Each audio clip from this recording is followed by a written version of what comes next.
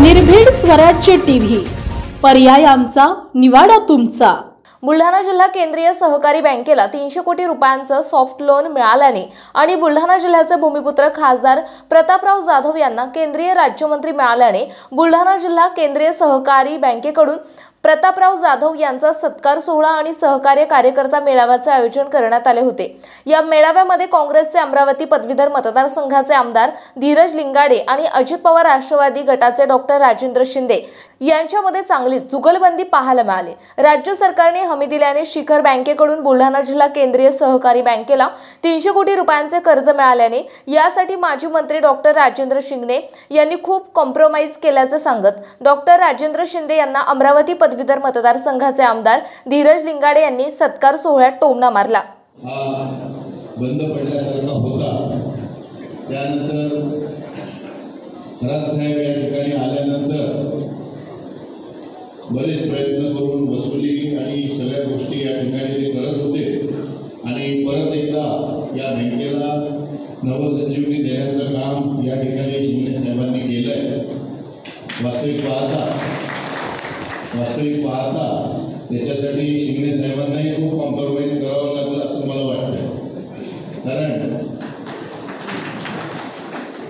कारण याला जवळपास शासनाने आता 300 कोटीचं कर्ज दिलेलं आहे आणि परत या बँकेला एक जीव आल्यासारखं रूप या ठिकाणी आलेलं आहे।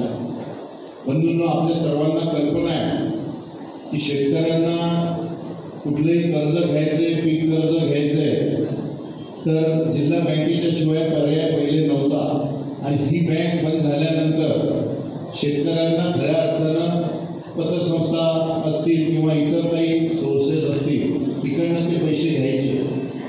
आता पतसंस्थेचे रेट ऑफ इंटरेस्ट जवळपास 14 ते 15% आहे आणि आपल्याला कल्पना आहे आज शेतकऱ्यांची काय अवस्था आहे। आमचा शेतकरी या ठिकाणी मेहनत करतो, कर्ज घेतो।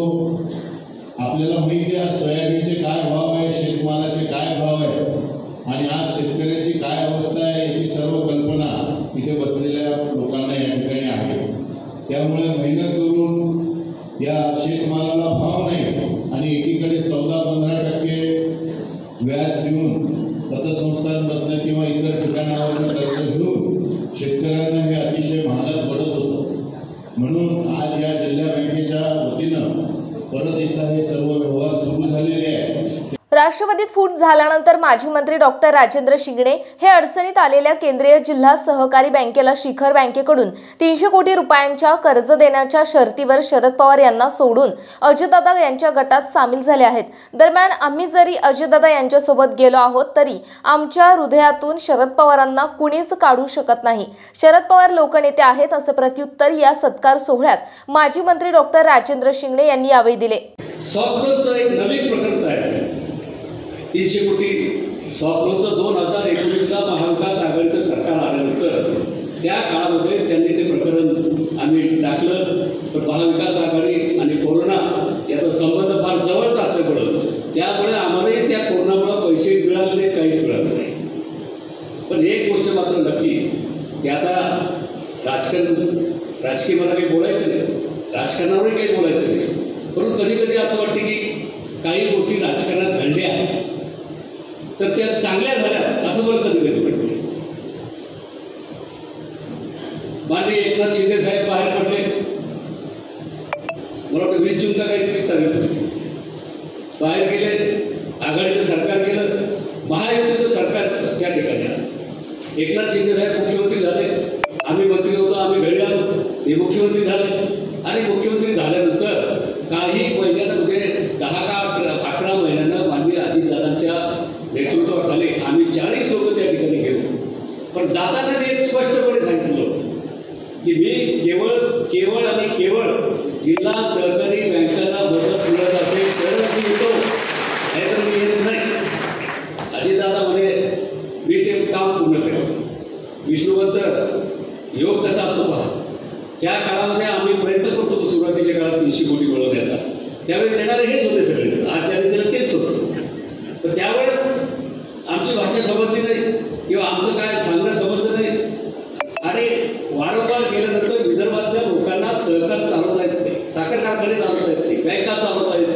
दूधगिरण्या चालवत आहेत नाही, दूध संस्था चालवत नाही, हेच आम्ही ऐकत होतो, फार ऐकत होतो. पण आता कधी ना कधी म्हणतात ना की दिवस येतातच.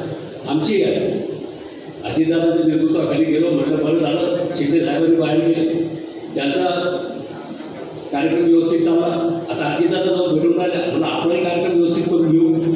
त्यामुळे हे सगळं घडलं, कारण शेवटी नेते शरद पवार साहेबच आहेत, ते तर काही कोणी आमच्या मनातूनही काढू शकत नाही, तोंडातूनही काढू शकत नाही. त्यामुळे ते अडचण जसं प्रतापराव यांची एकनाथ शिंदे साहेबांच्या नेतृत्वाखाली ते काम करतात. बाळासाहेब ठाकरे आणि पवारसाहेब या दोघांना, पवारसाहेबांना मी विसरू शकत नाही, बाळासाहेब ठाकरेंना तेही विसरू शकत नाही. त्यामुळे हे लोकनेते होते, लोकनेते. आणि आजही पवारसाहेबांच्या माध्यमातून किंवा इतर लोकांच्या माध्यमातून राजकारण करत असताना खऱ्या अर्थानं संस्थांचा विकास हा खूप महत्त्वाचा त्या ठिकाणी असतो. आणि म्हणून या संस्था जिल्हा सरकार बुलढाणा जिल्ह्यातील महत्त्वाच्या घटना आणि घडामोडी पाहण्यासाठी तुम्ही निर्भीड स्वराज्य या चॅनलला अद्यापही सबस्क्राईब केलं नसेल तर आत्ताच जाऊन सबस्क्राईब करा आणि बेल आयकॉन दाबायला विसरू नका. आणि फेसबुक पेजला शेअर आणि लाईक करा. पाहत राहा निर्भीड स्वराज्य.